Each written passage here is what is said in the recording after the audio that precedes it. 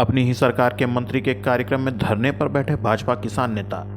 उत्तर प्रदेश के महिला कल्याण, बाल विकास एवं पुष्टाहार विभाग के राज्य मंत्री प्रतिभा शुक्ला की कलेक्ट्रेट स्थित बचत भवन सभागार में बैठक के दौरान सभागार के बाहर ही भाजपा के किसान नेता व आरएसएस कार्यकर्ता रमेश बहादुर सिंह धरने पर बैठे सीएम रायबरेली के विरुद्ध जताया आक्रोश। विकास श्रीवास्तव की रिपोर्ट। रमेश बहादुर सिंह नाम हमारा, भाजपा किसान नेता के नाम से जाना जाता हूँ। राष्ट्रीय स्वयंसेवक संघ का स्वयंसेवक। इस समय रायबरेली जनपद में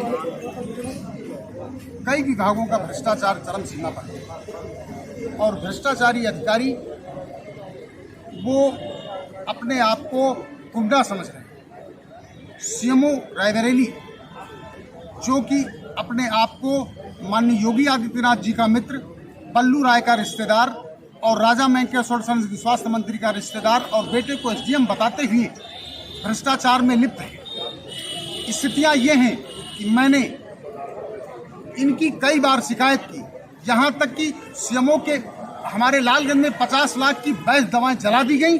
उनके खिलाफ मैं कम से कम 3 बार धरना दे चुका हूँ, लेकिन इस सीएमओ ने आज तक कोई कार्यवाही नहीं की। और यहाँ तक कि जिन लोगों को वहाँ से हटाया था उनको प्रमोशन करते हुए वहाँ के यहाँ का जो चिकित्सक था, जहाँ ऑफिस अटैच था, उसको प्रमोशन देते हुए हरचंदपुर का चिकित्सक बना दिया। जब मैं इनसे कहा कि साहब ये तो आपने बहुत गलत किया है, जो जिसे दंड मिलना चाहिए, जिसके खिलाफ एफआईआर होनी चाहिए, उसको आपने ऐसा किया, तो इन्होंने कहा तुम्हारे जैसे पता नहीं कितने फटीचर नेता घूमते हैं। मैंने एक एफआईआर तुम पर लिखा दी थी, एक संतोष पांडे पर लिखा दी है जो जेल में है, और तुमको भी लिखा करके अब जेल भिजवा दूंगा, तुम अपना काम करो।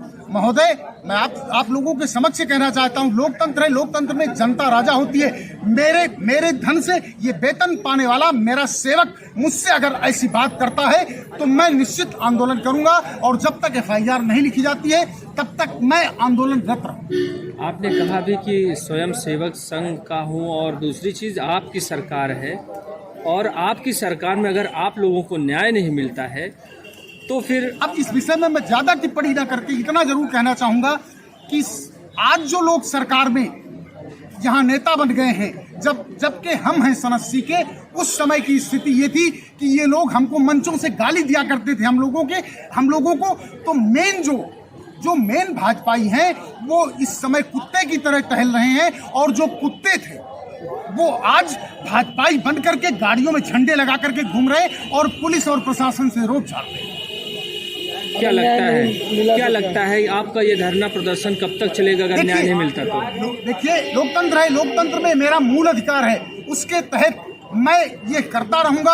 आप लोगों के माध्यम से ये जागरूक करता रहूंगा, ये खबर योगी तक जाए कि रायबरेली में 4 विधानसभा सीटें इन्हीं जैसे कुकर्मी अधिकारियों की वजह से आ रही हैं, और लोकसभा भी हारने की तैयारी ये करवा रहे हैं। इसलिए भाजपा और योगी ध्यान दे इस पर। क्या मांग करते हैं योगी जी से आप? योगी जी से मांग करते हैं कि सीएमओ के, वो सब डॉक्टर तो दूर हो गया, अब सीएमओ के खिलाफ तत्काल प्रभाव से एफआईआर लिखा करके इसको जेल में डाले। ये हत्यारा है, इसकी वजह से 10 हजार लोग मारे गए और 20 हजार लोग कोरोना काल में रोगी बने, और उनकी लाशें कुत्ते नोच करके सड़क वहां गंगा के किनारे खाए, जिसका वीडियो वायरल हुआ, और हम 4 विधानसभा सीटें हार गए। हम लोगों ने कार्यकर्ता एक गांव जाकर के तैयार किया इन भ्रष्टाचारी अधिकारियों के लिए नहीं।